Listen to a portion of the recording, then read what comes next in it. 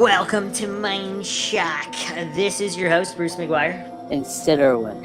And we are delving into one of the earliest known modern Bigfoot accounts, if not the oldest one. That of David Thompson in the year 1811. So, we've covered Bigfoot pretty extensively, and we will continue to do so. It is a fascinating topic. And there are a lot of accounts and theories that are just not touched in the mainstream. And of course, this is Mindshock, where the only thing we know for sure is that we don't know anything for sure. So we will explore every avenue of the Bigfoot phenomenon in typical Mindshock fashion, keeping in mind logic and reason and trying not to fall for any logical fallacies. As always, if you like the podcast, you can donate to our PayPal. Just check the link in the description. Make sure to subscribe to the channel, hit the bell for notifications. Any questions, comments, theories, rebuttals, leave them in the comments section. If you like the podcast, hit the like button. Feel free to share it across social media platforms. And like and follow our Facebook page for exclusive updates. And you could also check us out Reddit, Twitter, and Patreon. And patrons do get priority for any topic requests. And you could also request your favorite podcasters. Sid Irwin, the Mensa-minded intellectual master, or Maxwell Powers, the man, the myth, the legend, or JR, the government operative. All right, so Sid, we've talked Bigfoot pretty extensively. Where are you in general? Do you think he's lurking out there in the woods, or he's some kind of interdimensional entity, or an alien, or some kind of ghost, or all of the above, or none of the above, or some of the above? Well, as you know, I'm not one to just disregard anything whatsoever without actually having any real proof or evidence to back it up. And since there's just so many possibilities still out there and nothing concrete and all, at this point, I still have to say that all possibilities are still open. Very, very astute and scientifically honest, Sid. Many anti-Bigfoot people are not. They fall for many fallacies. And if you haven't checked out our Bigfoot Skeptics podcast, check that one out. We actually go pretty deep. Maxwell and I go real deep into the psychological factors of why people believe or disbelieve and logical fallacies that are fallen for in the field of Bigfoot studies. All right, so let's go to David Thompson. David Thompson was an explorer, relatively famous, somewhat famous, of the Western US and Canada. And there's an old report from 1811, and this is one of the oldest modern reports. So on January 7th, 1811, David Thompson, a surveyor and trader for the Northwest Company, attempted to cross the Rocky Mountains near the present-day site of Jasper, Alberta. Thompson kept a daily journal, and this journal is called the Journal of David Thompson, and this was actually published Oregon Historical Quarterly, March through June 1914.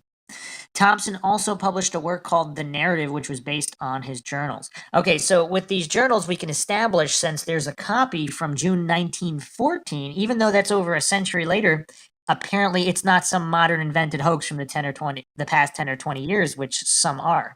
In the journal entry for January 7th, 1811, Thompson wrote, "I saw the track of a large animal, has 4 large toes, about 3 or 4 inches long, and a small nail at the end of each. The ball of his foot sank about 3 inches deeper than his toes. The hinder part of his foot did not mark well. The hole is about 14 inches long by 8 inches wide and very much resembles a large bear's track. It was in the rivulet in about 6 inches of snow." 40 years later, he expanded on this experience in his published work called Narrative, which was based on his journals. He wrote this: "January 7th, continuing our journey in the afternoon, we came on the track of a large animal. The snow about 6 inches deep on the ice, I measured it, 4 large toes, each 4 inches in length, to each a short claw. The ball of the foot sunk 3 inches lower than the toes. The hinder part of the foot did not mark well. The length 14 inches by 8 inches. That's big. That is rather large. walking from north to south and having passed about 6 hours. We were in no humor to follow him. The men and Indians would have it be a young mammoth, and I held it to be the track of a large old grizzly bear.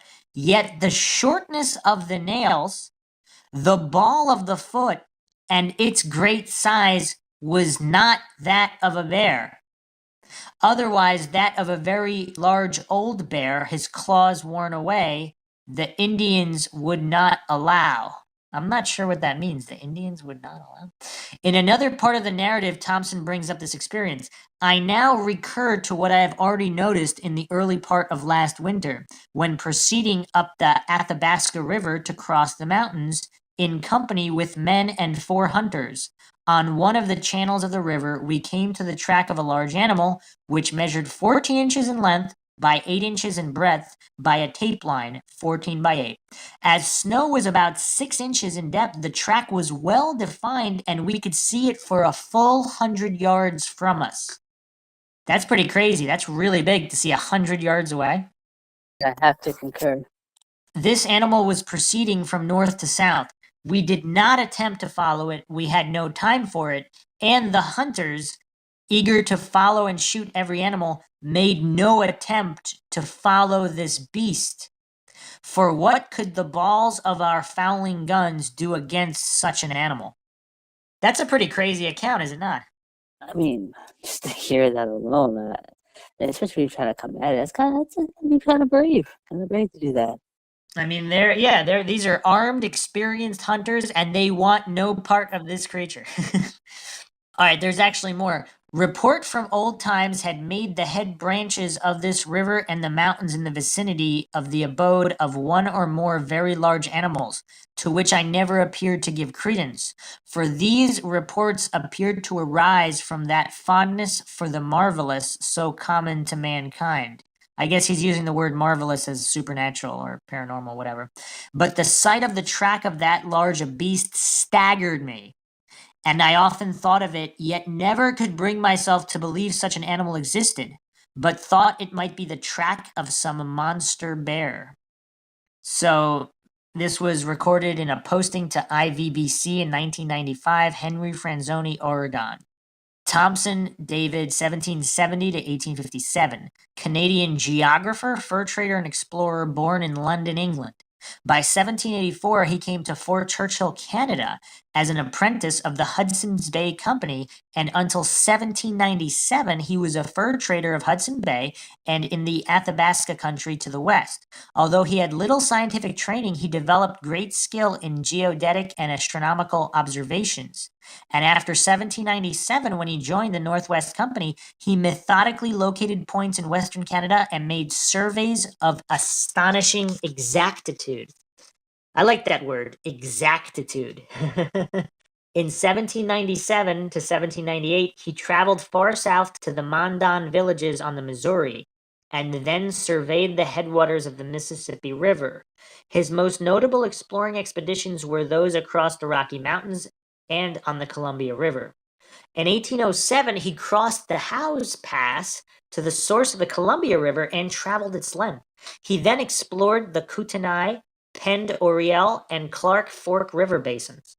In 1810, prevented by the Piegan from using Howes Pass, he went north to the head of the Athabasca River and across the mountains, and explored all of the Columbia River system. He then went to Montreal, where he made a large and invaluable map of Western Canada for the Northwest Company along the best map of the region.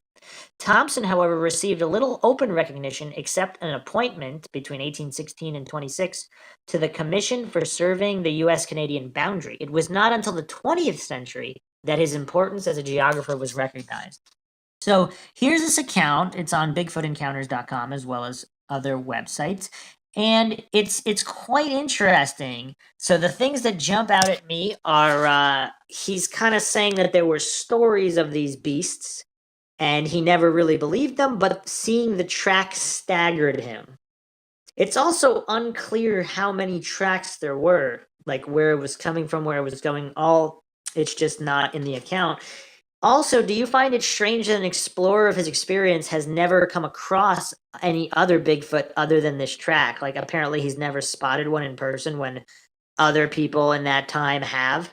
So he's traveled far and wide in the late 1700s, early 1800s, and he's never actually seen one. Is that a point against the Bigfoot theory? Because there's a lot of accounts that come from this time period. Most of them are generic. Some of them get classified as myths and legends and are not recorded. But what do you make of all this?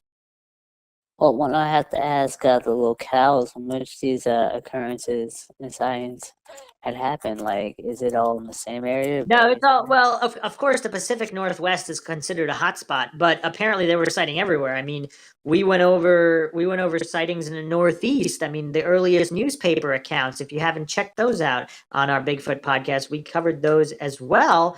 In we're talking New York State, New Hampshire, Vermont, and the Northeast area. They happened all over. So he's been all over And Canada, U.S., Missouri, like he's all over. So an explorer of his caliber, if their population was large, which some people believe, one of the theories is they were hunted to extinction in the early 1900s, and that's why so few are left. And this is according to the flesh and blood theory. So obviously, some people believe they're interdimensional, and not to fall for black and white fallacies, both could exist, right? Because how do we know both don't exist, or neither? But in the exclusively flesh and blood theory, if this is a physical creature of this earth, then if they were hunted to extinction in the early 1900s, that means they should have been quite abundant in the early 1800s, right? I would like to think so. So how come he hasn't seen any? He's only seen this one track. Or if he has, did he simply not write about it later because of the stigma and he only wrote about the track because at the time, whatever, it wasn't that crazy, and then once he had seen the creature physically, he just didn't want to write it? I mean, there's a lot of, we really don't know. We don't know all the details, but it would seem that if he were to report seeing it, he did not see it. True. But the ones I had asked is simply just as you were explaining, but since he's been all over now, like Bigfoot's the signs were all over the place. It's kind of curious at the same time. I wonder, is it possible that as you said, were they nearly hunted to extinction? It's funny that certain as you said, professional hunters themselves haven't wanted nothing to do with a creature that could leave a kind of track like that. So beyond that, though, I mean, are they just naturally capable of hiding their own tracks expertly almost? Or do they just not leave much of an impression aside from, like, the occasional foot track here or there, which might explain why he never encountered it in that fashion, aside from the one. You know what's curious, though? That's a good point. Do we only see tracks or sightings in kind of extenuating circumstances where the Bigfoot is either starved, delirious, and they're not executing their evolutionary trait of being extremely stealthy in relation to being spotted by humans? And that's why there are so few sightings or so few tracks. That is an interesting possibility. On another critique of this account on sasquatchalberta.com, this is what they said about the account. David Thompson was not satisfied that the prints he found were those of an old grizzled bear. Another thing that should be noted is the fact that David Thompson only describes one kind of track, and if the tracks he found were those of a bear, both front and rear paw tracks should have been noted. One other thing to note is the fact that neither the French voyagers or the Native American guides thought that the tracks were those of a bear. For something like this to stagger David Thompson, it must have been quite the sight. Because again, he's a fur trader, he's an explorer. He knows his bears, right? So, because I they're, think so. they're so yeah, it's all quite interesting. And they brought up a good point with the front paw, rear paw. That was nothing of the sort there. This is actually considered the first recorded account of a Bigfoot print in North America by a non-Native American. Interesting. Yes. So on Bigfoot Lunch Club.com, they make an interesting point that a normal track that's 8 inches wide would be 17 to 18 inches in length, just in terms of scale. Right. So 8 inches is very wide for a 14-inch print. Because that's almost half that it is in length, All right. which is So quite strange. Or was it a deformed Bigfoot? that is true. I mean, so could it be a standard Bigfoot? Again, science is still nothing concrete per se, so we don't know. Maybe perhaps the ones that the alleged shots were taken, those might be the deformities. There's another interesting analysis of this David Thompson account on Fur Trader Family History.blogspot.com that has a little bit more details. Thompson first entered the territory west of the Rocky Mountains in 1807 by the Blaeberry River. He and his men set up a number of fur trade forts over the years. Kootenays House on the headwaters of the Columbia River in British Columbia in 1807, Cully Spell House on Pend Oriel Lake, Idaho in 1809, and Salish House in modern-day Montana later the same winter. I mean, this guy got around. In spring 1810, Thompson left the district and took his furs to Rainy Lake just north of Fort William on Lake Superior.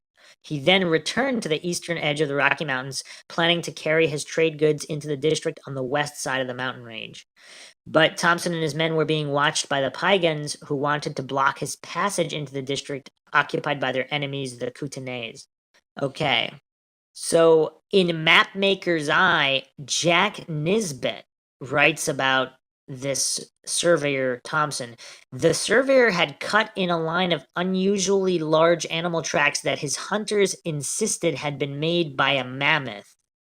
In his journal, Thompson had carefully recorded the measurements and dismissed them as the marks of a large grizzly bear, but in the travels he included his hunters' description of a dry lake bed where the behemoths feasted on sphagum moss. He used the opportunity to reference recent Siberian discoveries of mammoth bones and recounted a tribal story about a monster very like a mammoth that is similar to a Delaware Indian legend found in Thomas Jefferson's notes on the state of Virginia. Finally, after restating his belief that the tracks must belong to an old large grizzly bear and not one of Mr. Jefferson's living mammoths, he wondered what unsolved wonders were yet to be uncovered in the vast reaches of the Rocky Mountains. So that's kind of interesting because he's saying it could have been a track from a mammoth, like a woolly mammoth, That will be wild. that survived into that time period. That's very interesting, an interesting note in cryptozoology. All right, we're going to close the podcast with, of course, Nick Redfern, paranormal researcher. He actually wrote on this 19th Century Bigfoot Journals. He published this April 26, 2016. This is on mysteriousuniverse.org. In the cold winter of 1811, a man named David Thompson crossed the Rocky Mountains, specifically in the vicinity of Jasper, Alberta. As he did so, Thompson came across in the snow a line of very strange footprints. So it looks like it was a line of footprints. So the Bigfoot or whatever creature was walking. They were curious indeed to the extent that Thompson could only rationalize them in terms of a grizzled bear. His Native American contacts, however, believed the tracks to have been made by nothing less than a still living mammoth. A careful study of Thompson's very own words strongly suggests that the culprit may have been a fully grown Bigfoot. And of course, if that was the case, then the affair was a deeply significant one since it demonstrates that discoveries of large unidentified prints in the U.S. are not exclusive to relatively recent years or decades.